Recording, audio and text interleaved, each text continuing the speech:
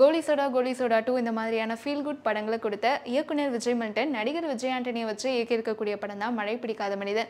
பொதுவாக வந்து ரிவ்யூவில் தான் வந்து ஸ்பாய்லர்ஸ் இருக்கக்கூடாது அப்படின்னு சொல்லுவாங்க. ஆனால் இந்த படம் ஸ்டார்ட் பண்ணும்போதே இந்த கதையை ஸ்பாயில் பண்ணுற மாதிரி ஒரு நிமிஷத்துக்கு வந்து காட்சிகள் வச்சுருக்காங்க. என்ன கேட்காம யார் வச்சாங்கன்னு தெரியல அப்படின்னு சொல்லிட்டு பயங்கரமாக புலம்பி இயக்குனர் விஜய் மில்டன் ஒரு வீடியோவை ரிலீஸ் பண்ணியிருக்காரு. ஸோ அந்த ஸ்பாய்லர்ஸ்லாம் இல்லாமல் முடிஞ்ச அளவுக்கு படத்துடைய கதை என்ன அண்ட் படம் எப்படி இருக்குது அப்படிங்கிறத ரிவ்யூவில் பார்க்கலாம்.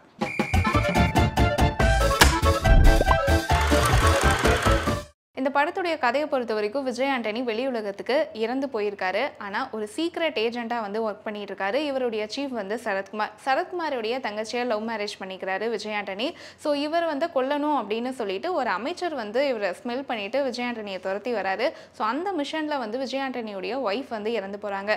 ஸோ இதனால் இந்த பிரச்சனைகள் எல்லாம் உனக்கு வேண்டாம், ஒரு புது வாழ்க்கையை நீ எந்த வம்புதும்பும் இல்லாமல் ஆரம்பி அப்படின்னு சொல்லிட்டு சரத்குமார் விஜய் ஆண்டனியை அந்தமான் தீவில் வந்து விட்டுறாரு. அங்கே விஜய் ஆண்டனியுடைய லைஃப் வந்து எப்படி மாறுது, என்ன மாதிரியான பிரச்சனைகளை வந்து அவர் ஃபேஸ் பண்ணுறாரு, அமைச்சர் ஏன் விஜய் ஆண்டனியை துரத்துறாரு, இந்த மாதிரியான கேள்விகளுக்கு விடைதான் மழை பிடிக்காத மனிதன்.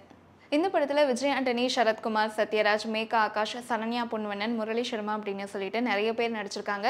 விஜய் ஆண்டனியுடைய கேரக்டர் பொறுத்த வரைக்கும் வந்து ஒரு சீரியஸான மோடில் அளந்து பேசுகிற கேரக்டர், அது அழகாகவே பண்ணியிருக்காரு. சரத்குமாருடைய நடிப்பு பற்றி நம்ம சொல்ல வேண்டியதில் அந்த கேரக்டருக்கு பர்ஃபெக்டாக பொருந்துறாரு.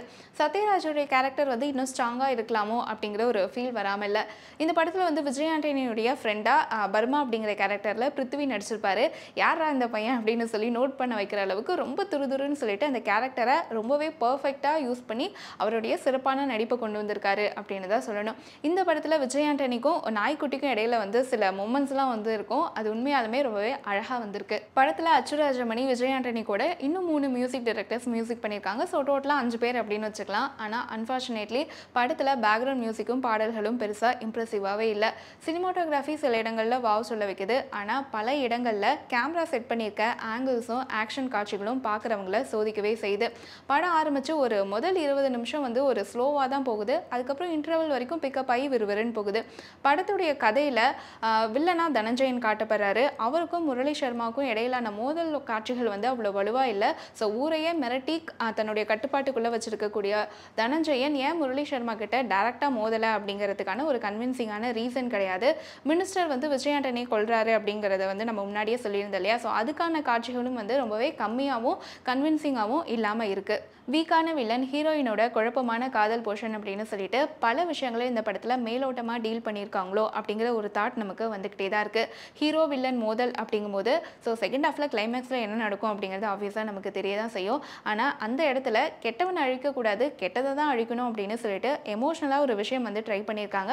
அது கண்டிப்பாக ஆடியன்ஸ்க்கு ஒர்க் அவுட் ஆக தான் செய்யும். ஸோ வீடியோவோட ஆரம்பத்தில் சொன்ன மாதிரி இயக்குனர் விஜய் மில்டன் சொன்ன அந்த ஸ்பாய்லர்ஸை ஒதுக்கி வச்சுட்டு இந்த படம் பார்த்தாலுமே எந்த அளவுக்கு ஒர்க் அவுட் ஆகும் அப்படிங்கிறது கேள்விக்குறி தான். ஸோ மழை பிடிக்காத மனிதன் பொறுத்த வரைக்கும் ஒரு சுமாரான ஒன்லைன் சுவாரஸ்யம் குறைவான திரைக்கதையால் படத்தை ஒரு முறை திரையரங்கில் பார்க்கலாம் அப்படிங்கிற நிலையில தான் இந்த படம் இருக்குது. ஸோ படம் நீங்கள் பார்த்துருந்தீங்க அப்படின்னா உங்களுக்கு எந்த அளவுக்கு பிடிச்சிருக்கு அப்படிங்கிறத கமெண்ட்டில் எங்கள் கூட ஷேர் பண்ணுங்கள்.